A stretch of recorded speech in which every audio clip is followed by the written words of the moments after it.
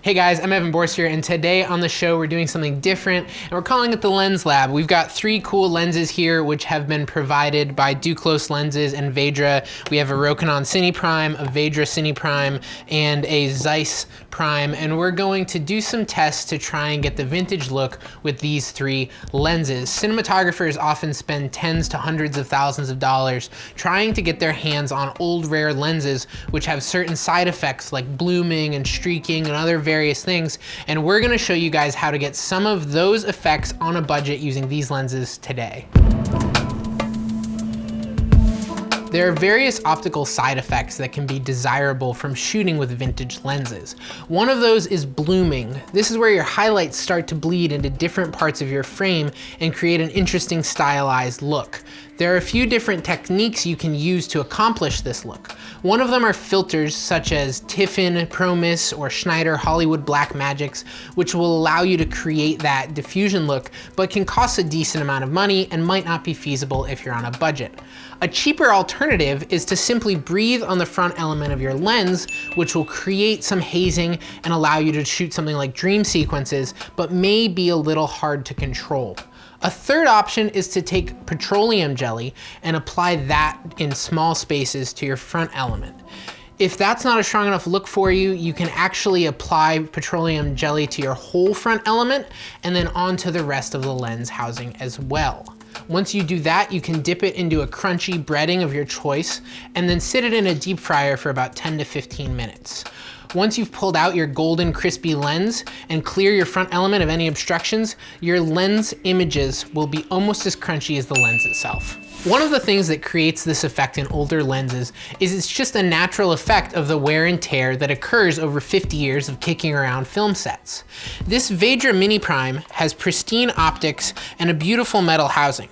It creates a beautiful, modern, clean look, but if you wanted to get something funkier out of it, you'd have to wait 50 years to get that kind of an effect. Thankfully, with modern tools such as the Vintage Maker, we can make that 50 years of aging occur in mere minutes. Simply take your lens and gently lower it into your Vintage Maker.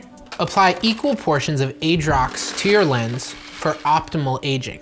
Once you've filled an adequate amount of Aidrox, you can take your container, seal it, and place it on its side. Mate your Vintage Maker to the included drive device and begin to apply rotations at a ratio of about 400 RPM per year of aging. Periodically remove the lens and use the included ageometer to judge how many years you've gone back. Another big difference between modern and vintage lenses can be the coatings used on the actual glass elements. Modern lenses often have many coatings on them which are designed to reduce any kind of flaring, chromatic aberration, or other effects that can be present in vintage lenses. This Zeiss ZF lens, for instance, creates a very clean image using modern technology. By removing these coatings, we can cause the lens to flare more and have some other more interesting optical side effects. The easiest way to remove these chemical coatings is by subjecting your lens to extreme heat. Once you've gotten your lens to a nice warm glow and have filled your room with toxic chemical vapors, you will know that you have achieved your desired effect. But really, the moral of the story is that all of these lenses are great tools for you to make the films that you'd like to. Everyone can be on the vintage lens train and trying to figure out all these tricks for great images, and we've obviously figured out a few great options today, but whether you're using old or modern glass, pick the right tool for the job.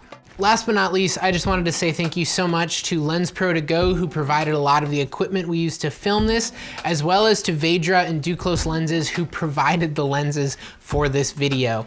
Obviously they're crazy, but they are also awesome and make great lenses, and I would highly recommend you check them out. If you like this video, give it a share and maybe don't spoil the fun, and we'll see you guys next time.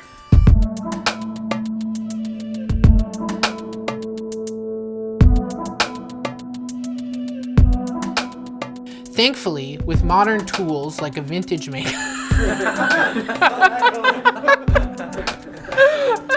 this is how KFC really makes their chicken. There you go.